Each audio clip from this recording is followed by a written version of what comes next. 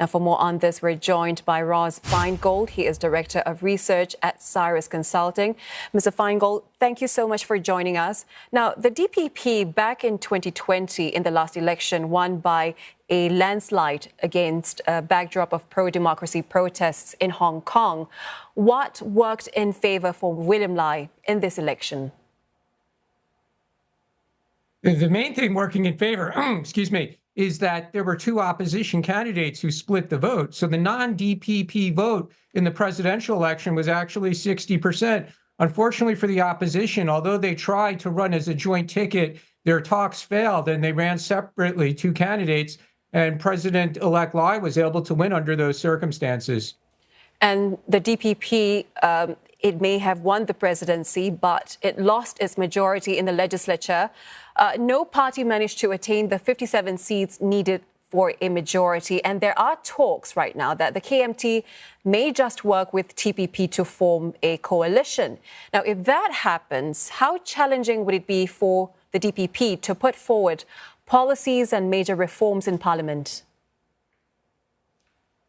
It will be extremely difficult if the Kuomintang, KMT, or Chinese Nationalist Party, and the Taiwan People's Party work together. They could combine their votes to thwart most initiatives that have to go through the parliament. Keep in mind, though, that under Taiwan's political system, the president and the executive branch does have an enormous amount of authority to do what it wants. However, the parliament could also call in the ministers for questioning or interpellation and make their lives difficult. So on this issue, I'm very concerned, actually, that there could be a bit of political chaos in a battle between the parliament and the president, the executive branch going forward.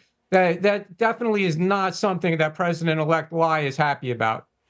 And the presidential election result marks a third-term loss for the KMT in Taiwan's history. Now it's back to the drawing board for the party. What do you reckon the kind of discussions it will need to have, or the kind of questions it will need to ask itself after this election?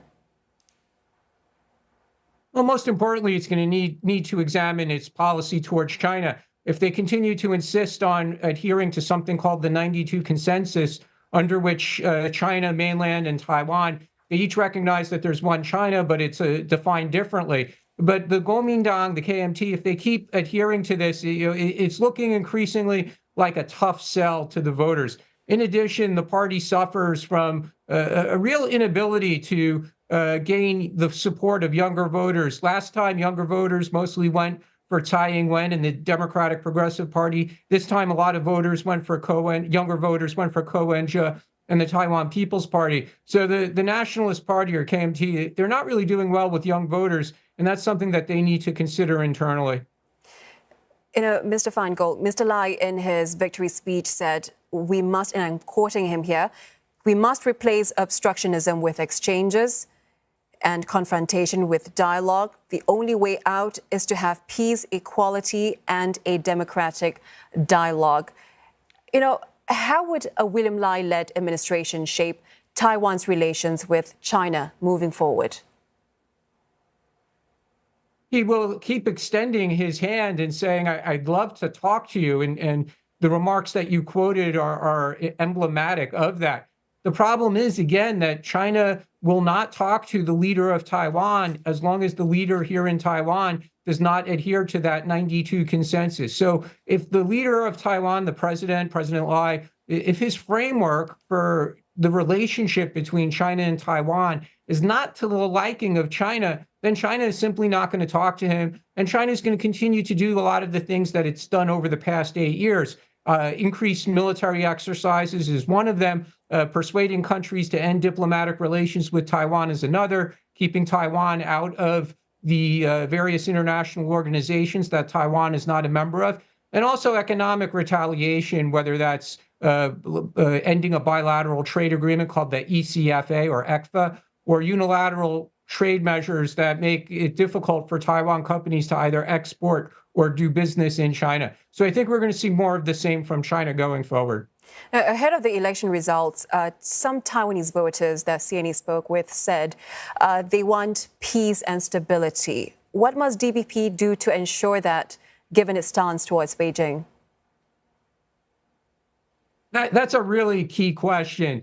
they're not going to adhere to this 92 consensus. So that means they're not going to have dialogue with China. So then the question becomes, what other initiatives will President Lai take to show the separation between Taiwan and China? And there are a number of things within his executive authority as president that he could do to further strengthen the separation, to strengthen Taiwan identity, changing the names of companies that are controlled by the government that have the name China still in the example, as an example. So there are certainly a lot of actions he could take where he could say to America or even say to China, I haven't crossed any red lines. I haven't changed the Constitution, for example, but he still could take a lot of actions to demonstrate the separation between Taiwan and China. And then we have to see how the United States and China will react to those steps. But I would expect him to take such steps incrementally. Meanwhile, the U.S. is planning to send a delegation to Taiwan after this election. What would be Washington's priorities for Taiwan with DPP's William Lai at the helm? And basically, how will they impact global stability? I think the keys that this delegation wants to hear is William Lai will repeat that he's going to continue for soon-to-be former President Tsai's policies when it comes to China or the United States. He'll say, I'm not going to cross any red lines. I'm not going to try and change the Constitution. I'm not going to try and change the country's name. And he'll probably also talk a lot about defense spending and that Taiwan will continue to invest more in its defense. And that's certainly something that the United States wants to hear. But then going forward, it'll be interesting to see how other countries react. Several countries have already issued congratulatory statements, including Singapore. But does that mean that they're going to have a closer political relationship with Taiwan going forward? I'm a little skeptical that countries will be willing to do that because they're not trying to get into an argument with China over Taiwan issues. I believe, Mr. Feingold, Mr. Lai will be sworn in sometime in May. What can we expect from now till then? Well, the aides to President Tsai and current Vice President and soon-to-be President William Lai, they'll continue to talk about a transition. I would expect the transition because it's being a transition to the Vice President. I would expect that to be very smooth. He's going to have to form a government. And the interesting thing there is he was asked at the press conference yesterday whether he's going to welcome people from other parties who are not from the Democratic Progressive Party to join his cabinet. He said the right things. He's reaching out to the other side. I'm not so optimistic that we'll see a lot of cabinet ministers, though, from the KMT or from the TPP, but he might put some independence into his cabinet, and that's something that his predecessor did as well. All right. Thanks for sharing your analysis. That was Mr. Ross Feingold, Director of Research at Caerus Consulting.